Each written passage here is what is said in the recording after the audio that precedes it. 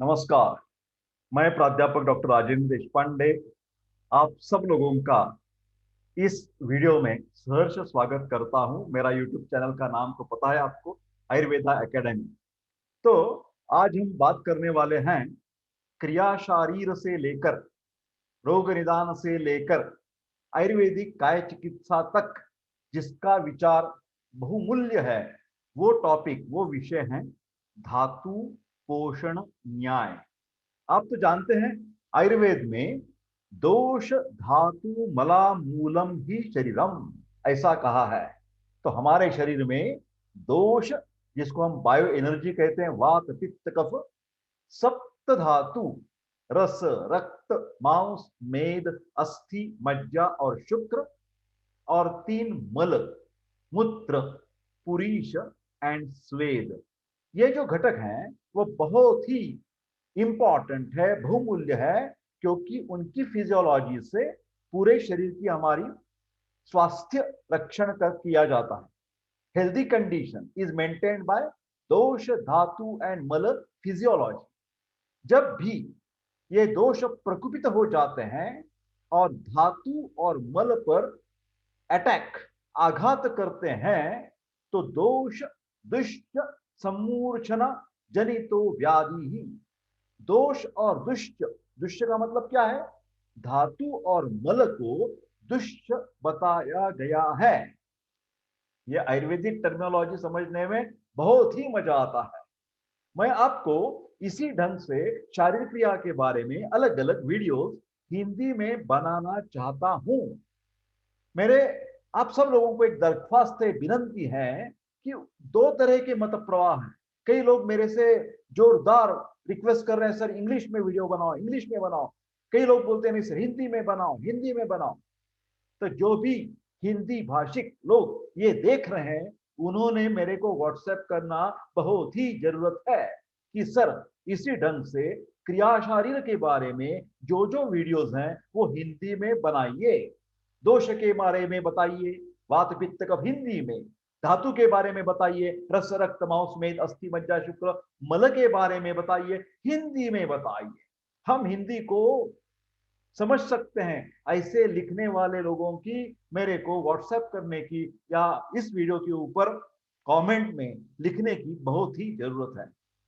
पहले तो मैं आपको सब लोगों को शुक्रगुजार हूं कि आप लोगों मेरे को बहुत सारे इंकरेजमेंट देते हैं। आपने रिमार्क्स पढ़कर मेरे को बहुत इंकरेजमेंट मिल जाती है। मेरा नाम प्राध्यापक डॉक्टर राजेंद्र देशपांडे। मेरे आयुर्वेद एकेडमी में बहुत सारे डॉक्टर्स, बहुत सारे टीचर्स अच्छी तरह से काम कर रहे हैं, एक मिलजुल कर काम कर रहे हैं। मैं खुद डबल पोस्ट ग्रेजुएट हूं, MD Ayurvedic medicine, MD Ayurvedic physiology, काय चिकित्सा एंड क्रिया शारीर। मेरा व्हाट्सएप नंबर है 9226810630। तो ये जो धातु में जो रस धातु है वो कैसे बनता है, रस से रक्त कैसे बनता है, रक्त से मांस कैसे बनता है, इसकी एक थेरी है। तो थेरी जो इंग्लिश में कहते हैं उसको हिंदी भाषा में, संस्कृत भाषा में न्याय कहते हैं। तो these are the theories regarding the tissue metabolism. कैसे चलता है ये चयापचय की प्रक्रिया, कैसे बनते हैं धातु, ये समझ लेंगे अभी आप। रसादि सप्त धातुओं का पोषण, पोषण न्यूट्रिशन किस प्रकार से होता है, इस संदर्भ में आयुर्वेद में तीन प्रकार से विवेचन स्पष्टीकरण किया गया है। उसी को धातु पोषण के त्रिविध न्याय कहलाया जाता है। ये प्रश्न हमारी क्रिया शारीर की परीक्षा में, विद्यापीठ परीक्षा में, वाइवा में बहुत ही इंपॉर्टेंट है। क्वेश्चन पूछा ही जाएगा आपको।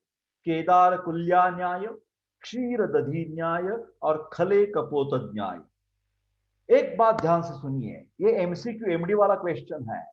कई कबार आपको वाइवा में पूछा जाएगा कि इसका संदर्भ बताइए, किधर है चरक में, किधर है सुश्रुत में, किधर है अष्टांग हृदय में। तो इसका खुले आम आपको स्पष्टीकरण देना चाहिए। मूल संहिता ग्रंथों की अपेक्षा, कंपेयर टू, इस विषय का विवेचन चरक टीकाकार चक्रदत्त और गंगाधर और सुश्रुत के टीकाकार दल्लण तथा शिवदास ने विस्तार से किया है।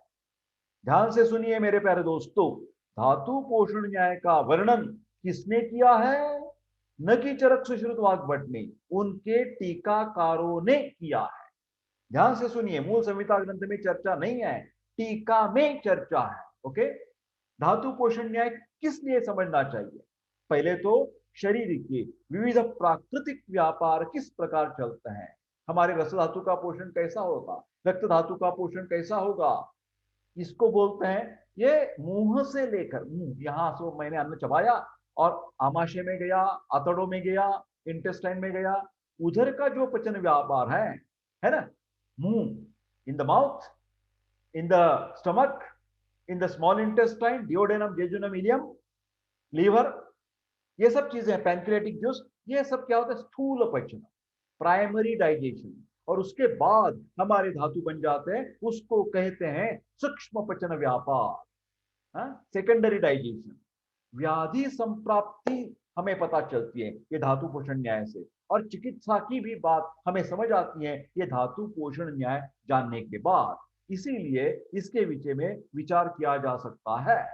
पहला तो है केदार कुल्या न्याय, उसको अलग एक नाम है अंशांश परिणमन। अंशांश परिणमन, परिणमन का मतलब है ट्रांसफॉर्मेशन, बदल हो जाना। केदार का मतलब है क्षेत्र या खेत, और कुल्या का मतलब है नहर।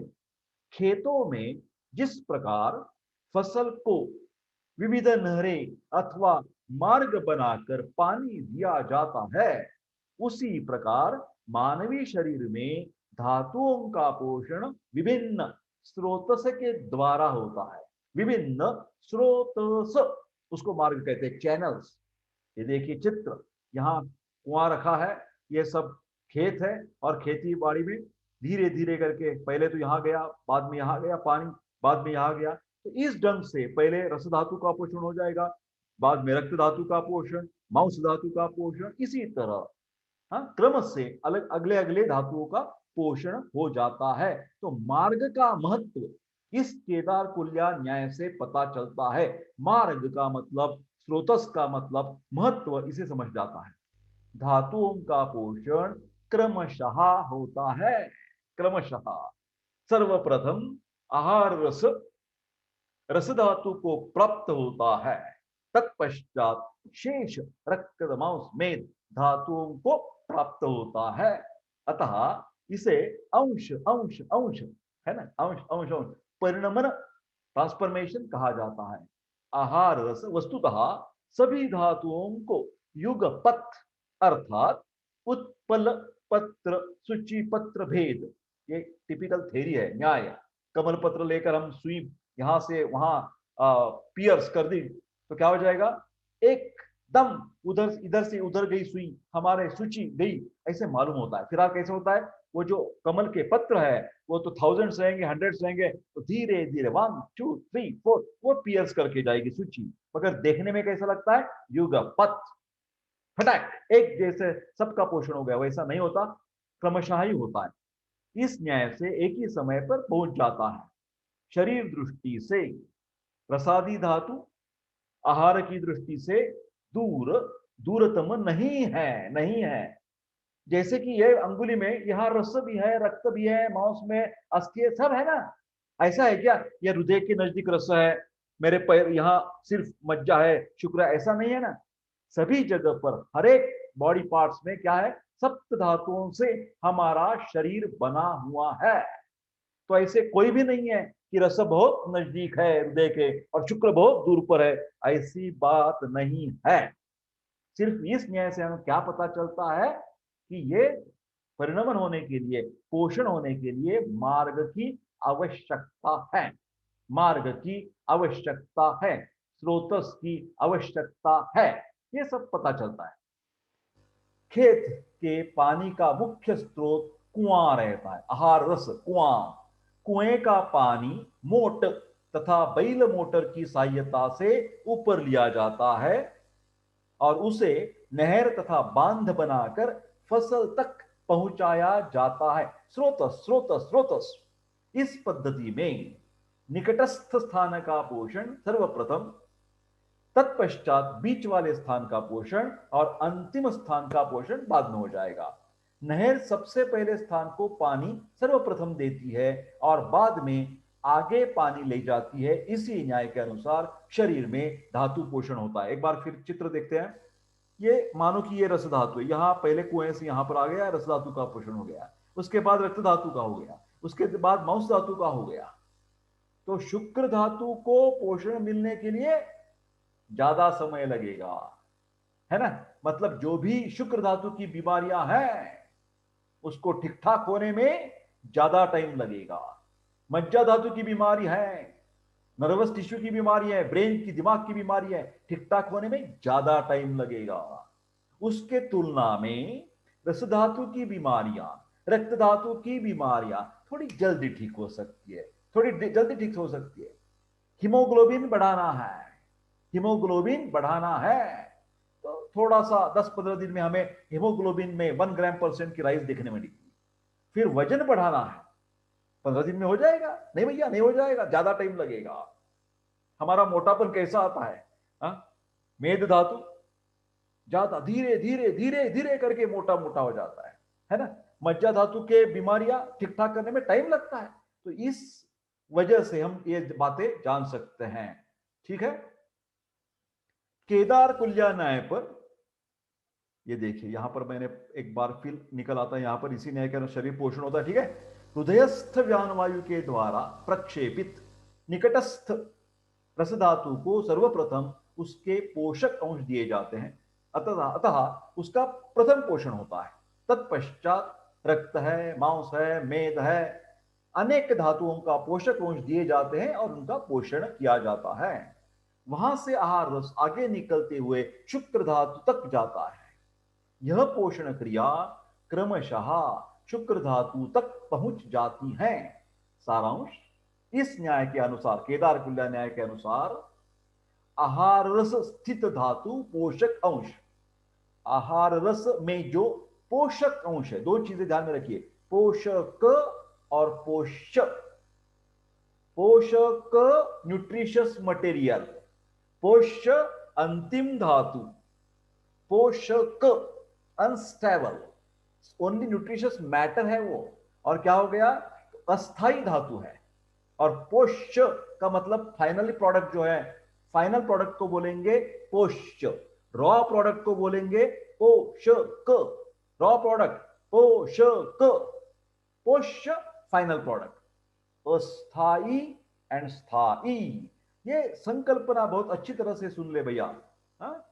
सुश्रुत संहिता के 5वें अध्याय में सीरावर्ण विभक्ति, सीराओं द्वारा होने वाले पोषण का वर्णन करते हुए कहा गया है कि छोटी छोटी नहरों से प्राप्त पानी के कारण जिस प्रकार फसलों का पोषण होता है, उसी प्रकार शरीर में फैली हुई सिराओं द्वारा शरीर का, अर्थात शरीर धातुओं का पोषण होता है। यहां सुश्रुत ने क्या लिखा है, केदार इव कुल्याभिः, केदार इव कुल्याभिः, इसका प्रयोग इसके बारे में किया गया है। अगला न्याय है क्षीरोदधि न्याय, सर्वात्म परिणमन, total conversion, not part by part, total conversion. दूध से दही निर्माण होने के दौरान जिस प्रकार विशिष्ट प्रक्रिया, केमिकल रिएक्शन आवश्यक है, उसी प्रकार धातु पोषण के दौरान विशिष्ट प्रक्रिया, केमिकल एक्टिविटी, रासायनिक प्रक्रिया की बहुत ही जरूरत है, संस्कार की बहुत ही जरूरत है। दुग्ध से किण्वन प्रक्रिया, फर्मेंटेशन के बाद दधी बन जाता है। दधी पर मंथन संस्कार, अग्नि संस्कार करने के बाद तक्र और ऊपर वाला प्रसाद रूप घृत बन जाता है ना। All are milk products, milk है, योगर्ट है, बटर मिल्क है, बटर है और घी है। फिर उसमें गुणधर्म में, कार्य में बहुत ही अंतर है। मिल्क प्रोडक्ट तो सभी है, फिर दूध जैसा दही नहीं, दही जैसा तक्र नहीं, तक्र जैसा घृत नहीं। ये ध्यान में रखिए। क्यों नहीं? क्षीर दधि ज्ञान परिणमन, दूध इस मिल्क, दुग्ध जो है टोटली कन्वर्टेड, उसका पूरा बदल गया, उसमें उसका दूध का दही बन गया, टोटली चेंज। दही का तक्र बन गया, टोटली चेंज, है ना, टोटल चेंज, परिणमन। ये बात यहां पर आती है। इस प्रकार एक धातु का पूर्णतः दूसरे धातु में रूपांतर होता है। रस से रक्त अलग है, रक्त से मांस अलग है, मांस से मेद अलग है। क्यों अलग है? संस्कारो नाम गुणांतराधानम, ये पांचभौतिक संस्कार हो जाते हैं रस धातु के ऊपर, रक्त धातु के ऊपर अलग अलग धातु बन जाते हैं। दुग्ध पर अग्नि संस्कार कर उस पर अम्ल कफ का संयोग कर उसे जमाया जाए तो वो दही में रूपांतरित होता है। इसी दही पर मंथन जन्य अग्नि का परिणाम होकर उसके मलिन अंश दूर होकर सर्वाधिक प्रसन्न तथा सारभाग घृत निर्माण होता है।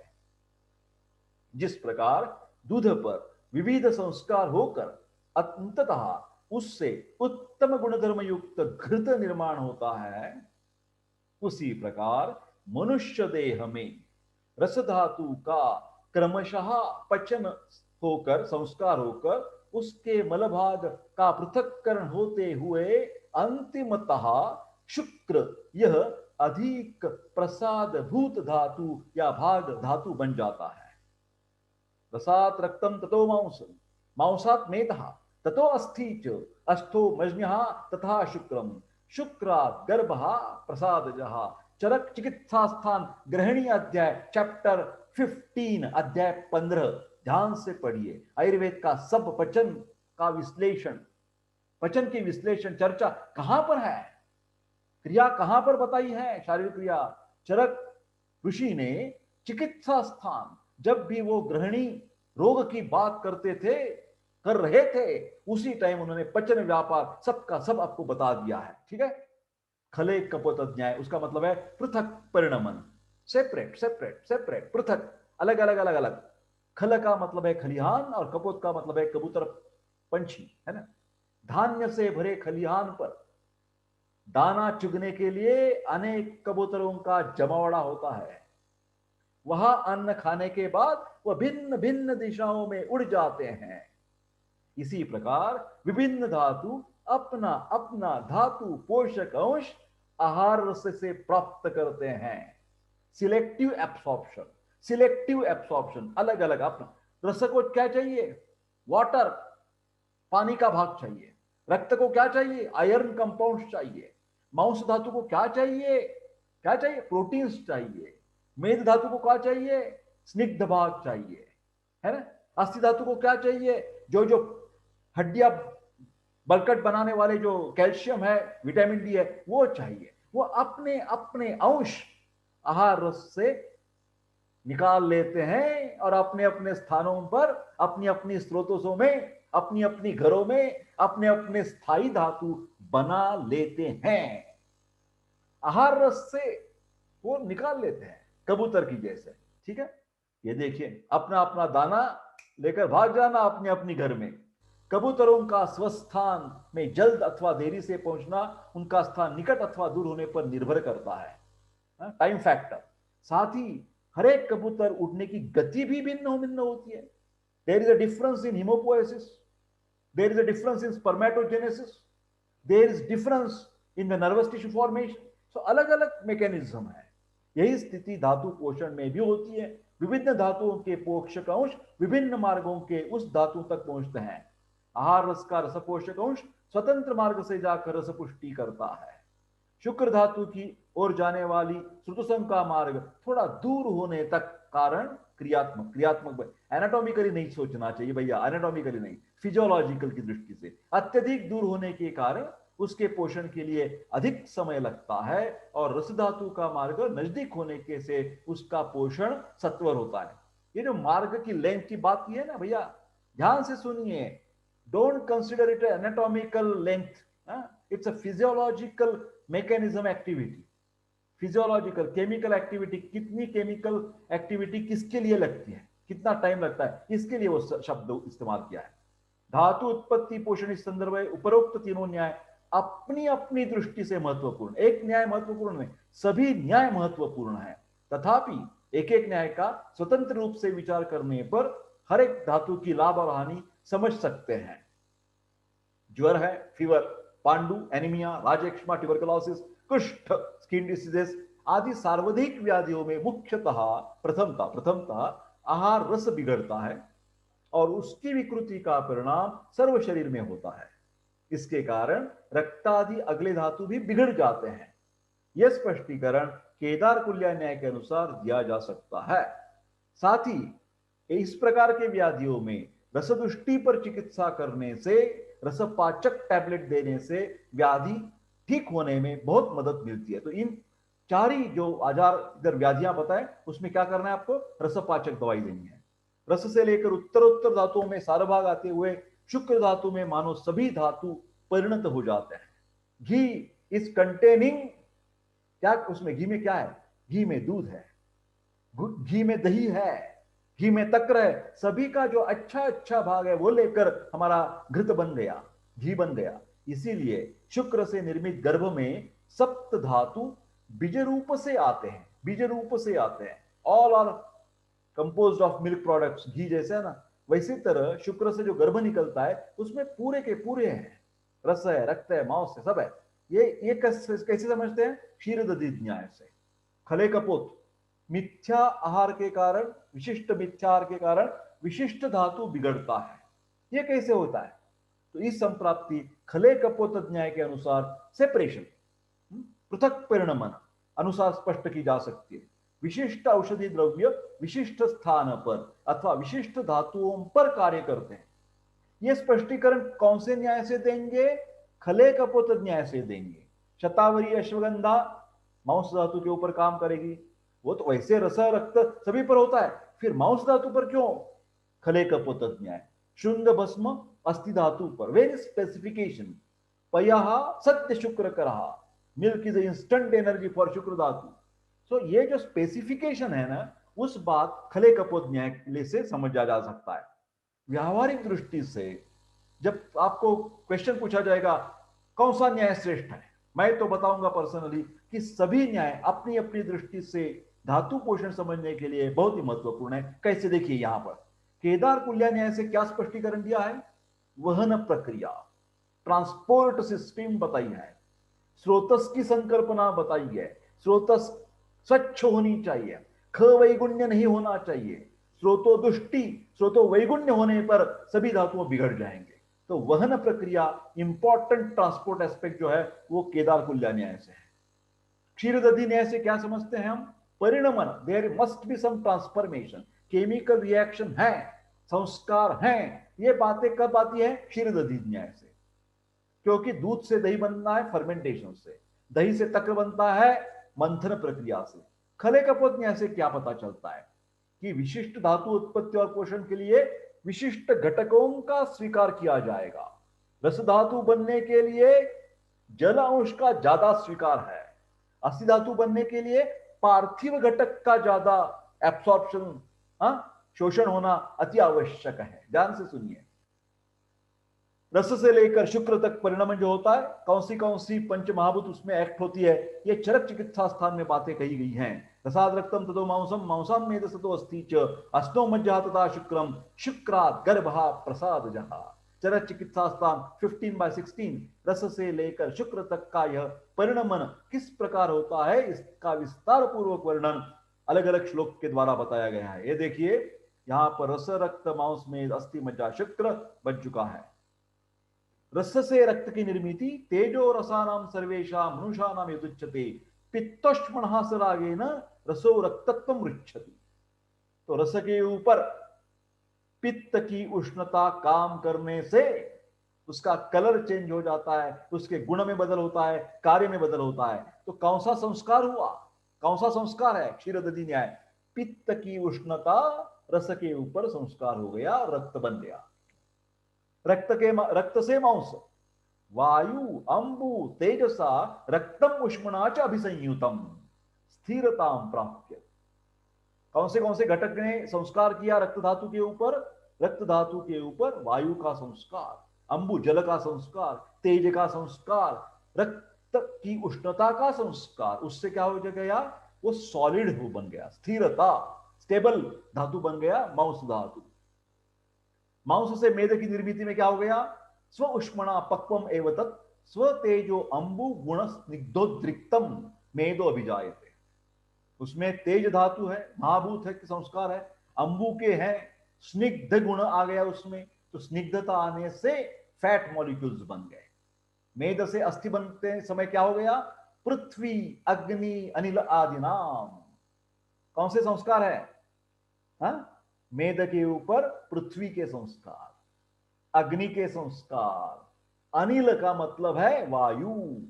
Don't get confuse, Anil is वायु, अनल अग्नि, अनिल वायु, अनल अग्नि। यहां अनिल वायु है, रुक्षता लाना है, रुक्षता। मेद की स्निग्धता चली गई और हार्डनेस आ गया। क्या बन गया? अस्थि बन गए। और अस्थि से मज्जा बनने के समय करोति तत्र सुशिरम अस्न्याम मध्य समीरण, वात आ गया।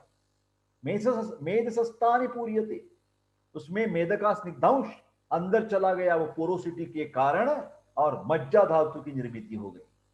मज्जा से शुक्र निर्मित करते समय तस्मात् मज्जनस्या स्नेहा शुक्रम संजात, ज्यादातर मज्ज धातु का स्नेह शुक्र बनाने के लिए बहुत ही काम आ गया। मेरे प्यारे दोस्तों, इसी प्रकार आज हमने धातु पोषण न्याय की बहुत अच्छी चर्चा कर दी। आपने विनंती करके आप सब लोगों को कि कृपा करके ये ध्यान से सुनिए कि जहां भी मैं कुछ मेडिसिन की बात करता हूं तो आपको वैधानिक इशारा क्या है, कौन सी भी बीमारी में यथावश्यक यथाकाल वैद्यकीय सलाह लेना बहुत ही जरूरत है। If anybody is suffering from any disease, because this is concerned with the digestion system, Ayurvedic digestion concept.